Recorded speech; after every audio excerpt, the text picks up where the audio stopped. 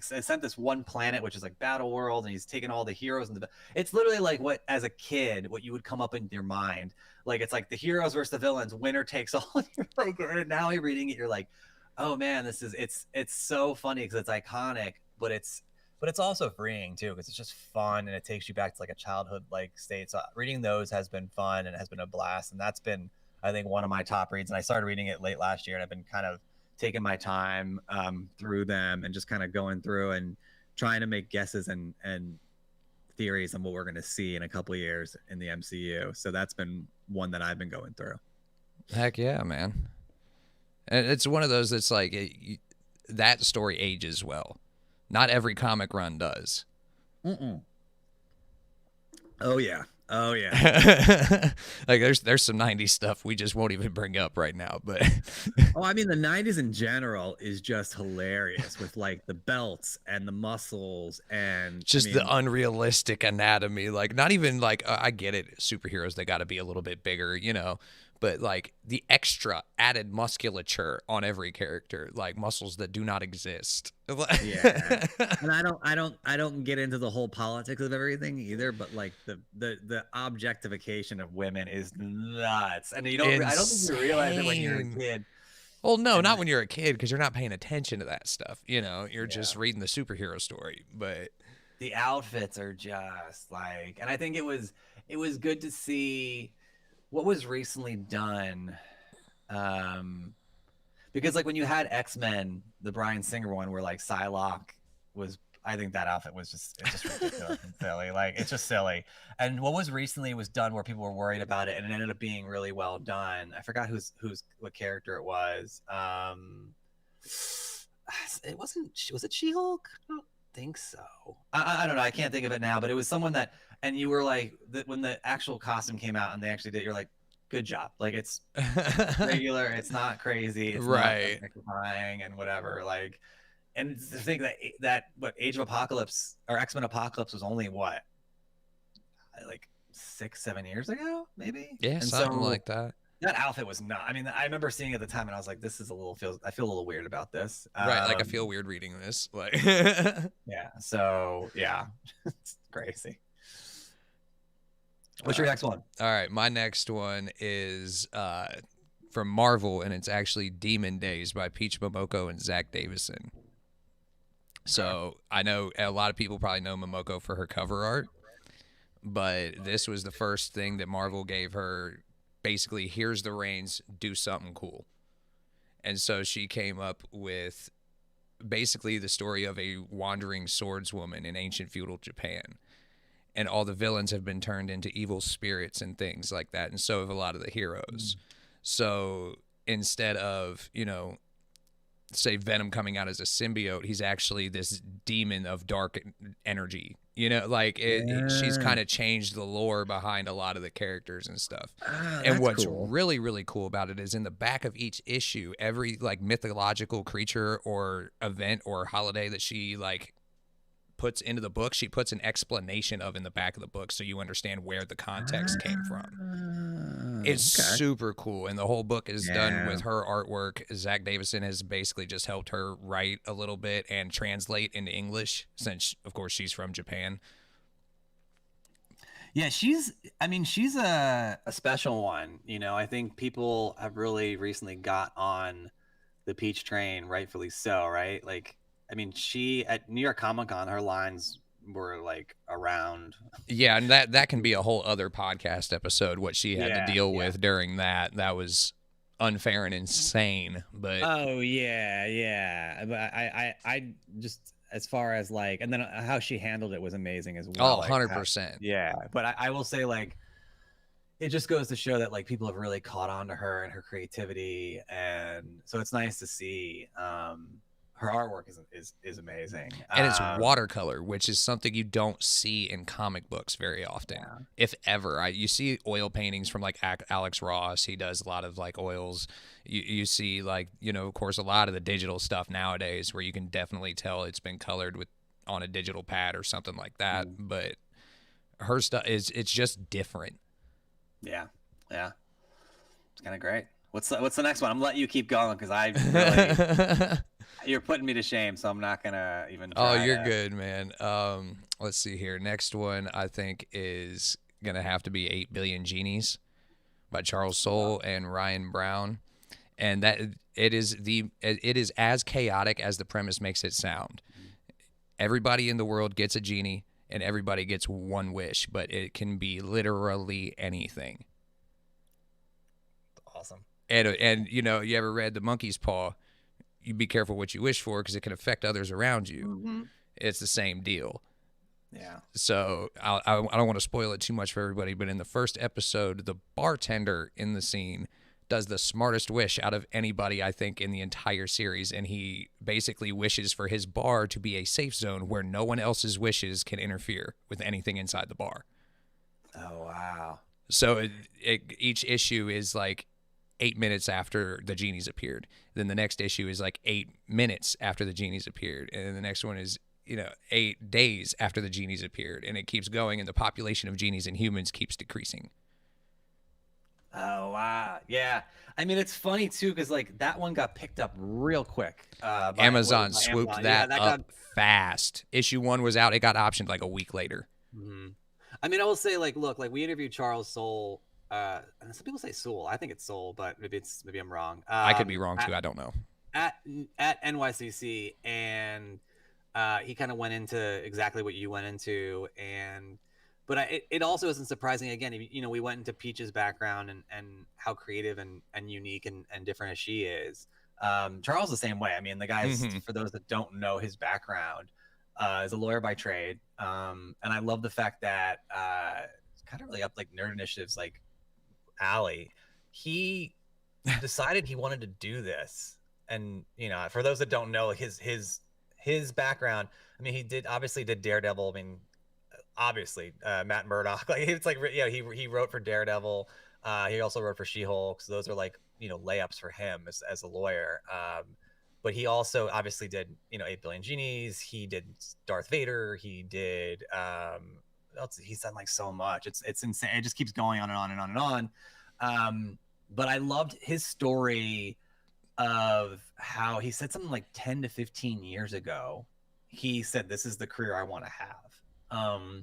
I want to be, optioning." He was a consultant on She-Hulk. For those that don't know, so he was a part of that whole filming and that whole series, and I think that will help him with 8 Billion Genies and Amazon.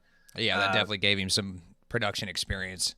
Yeah, and he is also working at like Lucasfilm as like I think he's high up as another title of they have a story group, and he's just really become like a creative like juggernaut, and it's impressive, and he's one of the best guys around on top of that. But what stuck with me is that it's not overnight, and that's the thing that I think the cautionary tale there is that even for someone that is a lawyer, so that he did how many years of schooling to get to that? And probably 7 to 12. and he's obviously using it because he is using it in his writing and his knowledge. And so, it's not, a law degree is never going to be wasted. But I do love the fact that he was like, all right, this is what I want to do. And he got there, and it was weird because I think after 8 Billion Genie, he's really at the place he wants to be at. And so there was like a calm over him when we were interviewing him, and he was like,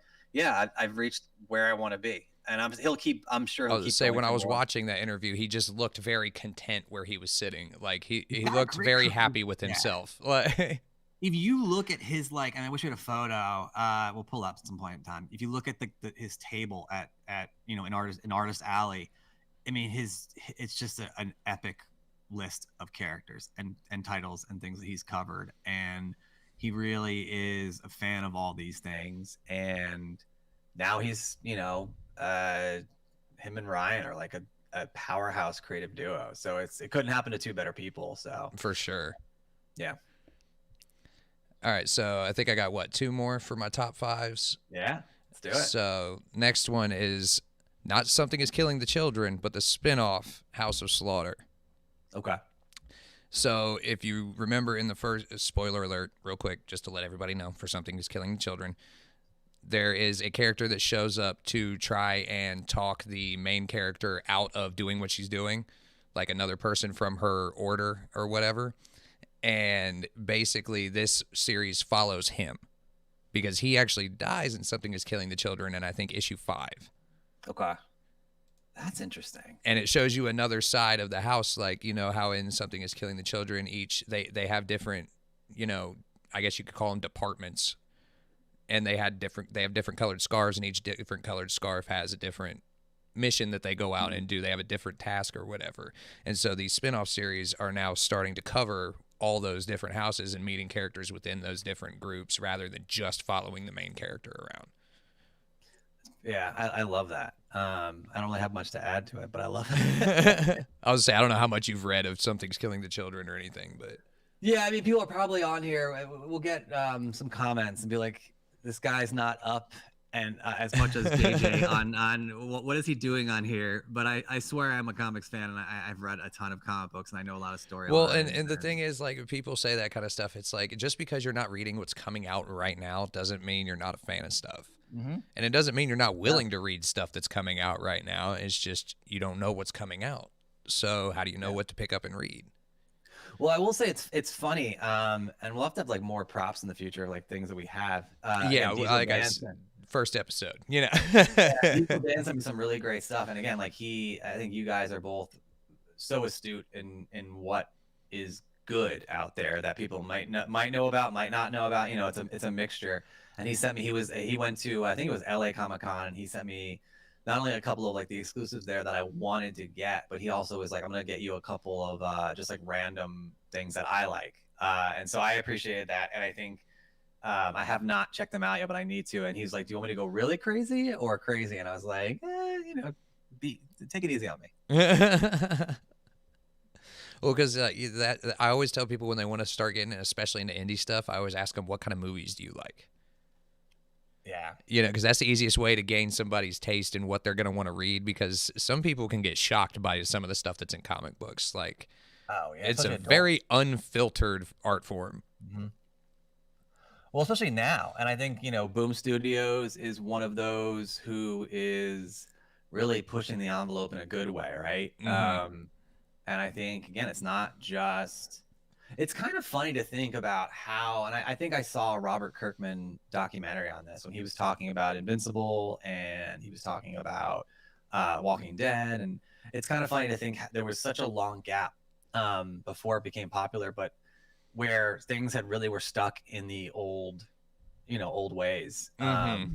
and the titles are limited and not very creative, and you know, that's why I think everybody knows the story. That's why a lot of those guys like McFarlane and Liefeld left Marvel to go to Image to really, you know, do whatever they wanted to creatively and not just be artists. But it's interesting to think that, like, I really think we're in, you know, people say we're in the golden age of TV. I think we're in the golden age of comics as far as like the storytelling and the content. Like, it's just the writers and artists are starting to have a lot more control over what they get to do, which I think is a really good thing, because like, especially the writers that keep going over to Image or all these other indie publishers, like those publishers pretty much give the creators full reign.